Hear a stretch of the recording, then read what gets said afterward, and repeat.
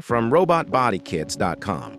Today, part of the 3D printed kit for our Mustang GTD project has arrived at the base, so let's take a look at what we've got. First, here's a large piece where you can directly see the cutouts for the tires. We've also accurately restored the mounting points for all the fender holes based on one-to-one data.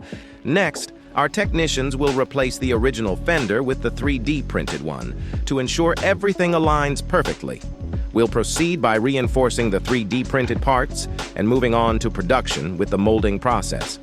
Now here is the front bumper for our Mustang GTD. You can see it's a massive single piece. Since the size of 3D printing machines is limited, larger parts like this bumper are printed in sections. You can see the seams where they've been joined together. Every piece is printed individually and then assembled. However, because of the assembly process, there can be some margin of error in the data. So when the parts arrive, our technicians need to realign and smooth out the surfaces. Take a look at the original fender clips. We've replicated them exactly with a one-to-one restoration.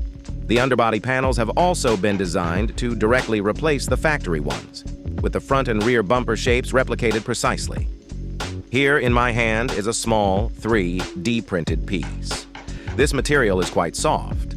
Under high temperatures, it's prone to deforming, and during the resin molding process, heat is released as it solidifies, which can cause the product to warp. After aligning the product's data, we reinforce the back with a layer of fiberglass to ensure it doesn't deform.